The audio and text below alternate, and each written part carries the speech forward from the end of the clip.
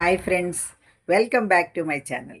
ఈరోజు మనం ఒక ముఖ్యమైన టాపిక్కే మాట్లాడుకుందామండి. ఎందుకంటే ప్రతీదీ ముఖ్యమైనది. ఎందుకంటే మన లైఫ్‌లో ఎదుర్కొనే ప్రతి విషయం కూడా మంచైనా, చెడైనా ముఖ్యమైనదే కదండీ!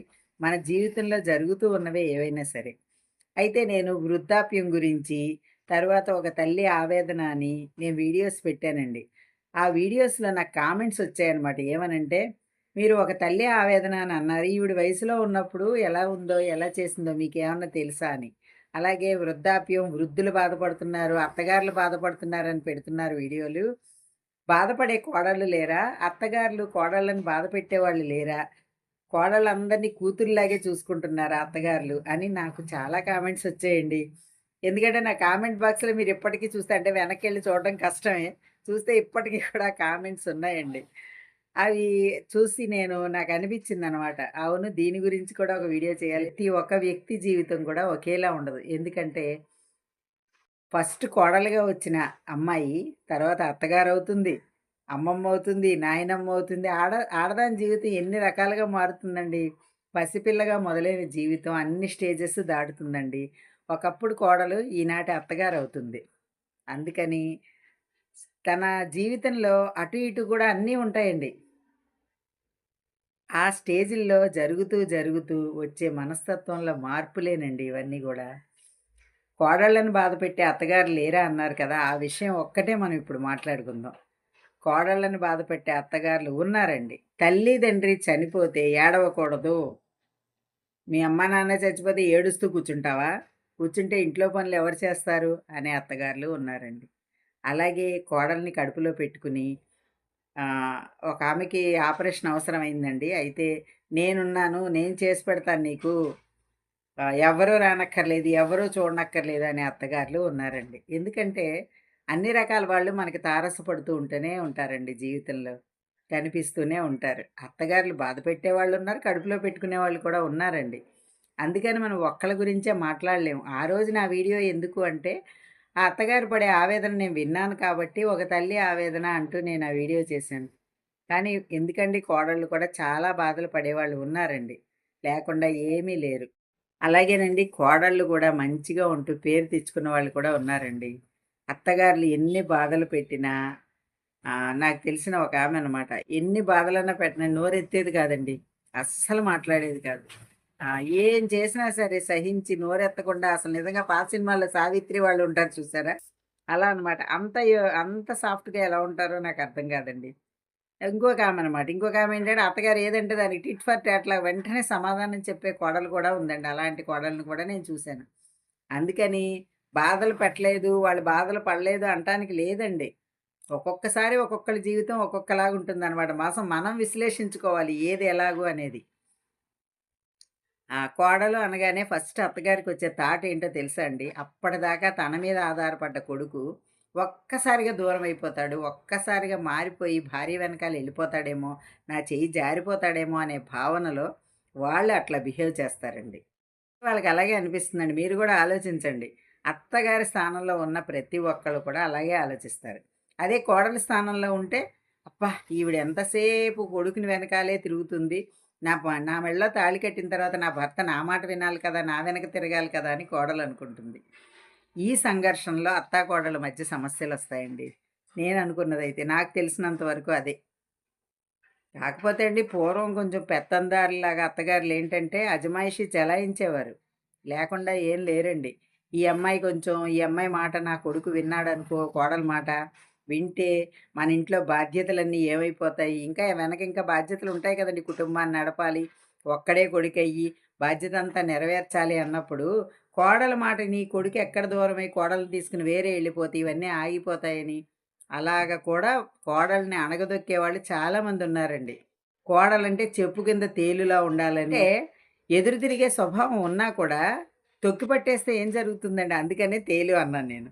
అలా అనమాట. అనేవారండి సామెతలు పూర్వం ఇవన్నీ కూడా. అలా ఉండాలి, అణిగి మణిగి ఉండాలి, నోరెత్తకూడదు. తల్లిదండ్రులు కూడా అలాగే చెప్పేవారండి. పెళ్లి చేసుకుని ఎళ్ళే అమ్మాయికి, "అమ్మ కష్టమైనా, సుఖమైనా నీ జీవితం అక్కడే. పుట్టింటికి అస్తమానం రాకూడదు." అలా చెప్పేవారు పూర్వం తల్లిదండ్రులు. అందుకని ఈ కోడళ్ళు కూడా అణిగి మణిగి ఉండేవారండి. అత్తగారికి ఎదురు చెప్పకూడదు. భర్తకి ఎదురు చెప్పకూడదు అని అలాగే కష్టపడ్డా, సుఖపడ్డా, మసులుకుంటూ ఉన్నవాళ్ళు ఉన్నారండి. అందుకని నేను ఒక్క తరపే చెప్పట్లేదు. ఆ రోజు ఆవిడ బాధ విని నేను ఆ వీడియో చేశానే గానీ, కోడలు బాధపడే కోడళ్ళు చాలామందున్నారండి. ఎన్నో అవస్థలు పడ్డవాళ్ళు, తన్నులు తిన్నవాళ్ళు గూడా ఉన్నారండి. కోడల్ని అత్తగారులు కొట్టడం గూడా కొంతమంది చేయటం తెలుసండి నాకు. విన్నాను నేను. చెప్పిన మాట వినకపోతే, లేదు చేసే పనిలో ఏదైనా ఇప్పుడేదో ఓ పిండి వంట వండారండి. ముందుగా అమ్మాయి తినేసిందనుకోండి తినాలనిపించి, అప్పుడు పట్టుకుని కోడల్ని కొట్టేవాళ్ళు, ఇలాంటి వాళ్ళు చాలామందున్నారండి. చాలామందంటే కొన్ని కొన్ని విన్నాను నేను అన్నీ చూడలేదనుకోండి. తన్నులు తిన్న కోడళ్ళు కూడా ఉన్నారు. అందుకనే నాకొచ్చిన కామెంట్స్ కూడా నిజమేనని చెప్తున్నానండి. ఎందుకంటే ఒకవైపే అని కాదు. మీరు ఆవిడ వయసులో ఉన్నప్పుడు ఎలా ఉందో చూసారా అంటే, మనం ఎందుకు చూస్తామండి? మనం ఎళ్లి వాళ్ళ ప్రతి ఒక్కళ్ళ జీవితంలో తొంగి చూడలేం కదా! ఆవిడ పడ్డ ఆవేదన, ఆవిడ పడ్డ బాధ ఆవిడకి తెలుస్తుందండి. ఎవరైనా అనుభవించిన వాళ్ళకే తెలుస్తుంది. ఒడ్డున కూర్చున్నోళ్ళకి నీటిలో మునిగే వాళ్ళ బాధ ఏం తెలుస్తుంది చెప్పండి? అలా మనం ఆలోచించాలనమాట. ఆ విధంగా చూడాలండి. ఎందుకంటే అత్తల్ని బాధపెట్టే కోడళ్ళు ఉన్నారు. కోడళ్ళని బాధపెట్టే అత్తలు ఉన్నారండి. ఇప్పుడు అత్తగారుల పొజిషన్ కొంచెం ఏదైనా ఫైనాన్షియల్‌గా తగ్గిపోయి, కోడళ్ళు బాగా హైలో ఉంటే, కొడుకు, కోడలు బాగా సంపాదిస్తున్నారనుకోండి, అప్పుడు వాళ్ళకి అణిగి మణిగి వీళ్ళు ఉండాల్సిన పరిస్థితొస్తుంది. నేటి సమాజం అలా ఉందండి. సమాజం తీరుదెన్నులు చెప్తున్నాను నేను. ఏ అలాగే అత్తగారు హై పిచ్‌లో ఉందనుకోండి, వాయిస్ ఎక్కువుండి బాగా కొంచెం మొదటి నుంచి దబాయించి బ్రతికే ఇది అలవాటుందనుకోండి, ఆ కోడలొచ్చినా ఆవిడ అలాగే ప్రవర్తిస్తుంది. దానిలో ఏ మార్పు ఉండదండి. కానీ అలా అని కోడల్ని బాధ పెట్టేవాళ్ళు చాలామందున్నారండి. ఏదైనా ఒక తప్పు చేస్తే, ఆ అమ్మాయిని నానా హింసలు పెట్టేవాళ్ళు కూడా ఉన్నారు. నాకు తెలిసిన ఒక అమ్మాయండి. ఆ అమ్మాయి పెళ్ళైన కొత్తల్లో అంటే ఒక నెలో, 2 నెలలు అయిందనమాట. మంచం తెచ్చుకోలేదటండి. వాళ్ళ ఇంట్లో బోలెడు మంచాలున్నాయి అత్తగారింట్లో. ఆ అమ్మాయికి తల్లిదండ్రులు ఎందుకో పెట్టలేదు. ముహూర్తాలు కుదరక ఇవ్వరు కదా! ఇవ్వలేని వాళ్ళైతే కాదండి. నేల మీద పడుకోమందండి కోడల్ని. కనీసం ఒక పరుపు గాని, చాప గాని కూడా ఇవ్వకుండా, దుప్పటి కూడా ఇవ్వలేదండి. కటిక నేల మీద అమ్మాయి పడుకుంది. పడుకుంటే మరీ కటిక నేల మీదంటే పడుకోలేదు కాబట్టి, చీరలు పుట్టింటి నుంచి తెచ్చుకున్న కాటన్ చీరలుంటే అవి పక్కేసి, ఆ భార్యాభర్తలిద్దరూ వాళ్ళు నిద్ర చేశారనమాట. అంటే పడుకోవడం కోసం ఒక పక్క వేసుకుంది ఆ అమ్మాయి చీరలతో. వేసుకుంటే, ఈ తల్లికి కోపమొచ్చిందండి. ఏమనంటే, "ఏంటి నా కొడుకుని నీ చీరల మీద పడుకోబెడతావా?" అని. మంచం ఇవ్వకపోగా, దుప్పటి ఇవ్వకపోగా, కనీసం చాప కూడా ఇవ్వకపోగా, ఆవిడ అజమాయిషీ అలా ఉందనమాట. ఏమీ ఇవ్వకపోగా, ఆవిడ అలా అజమాయిషీ చేస్తుందనమాట. అలాంటి వాళ్ళు ఉన్నారండి. ఎందుకంటే, రకరకాలుగా ఉంటారు. సమాజంలో అన్ని రకాల వ్యక్తులు ఉంటారండి. ఏం ఉండకపోకుండా ఏముండరు. కొంతమంది ఆడపడుచులు సాధించే వాళ్ళుంటారు. పూర్వం సినిమాల్లో చూసాం మనం. కొంతమంది జీవితాల్లో కూడా ఉన్నాయి. నేను ఊరికే సినిమాలంటున్నాను.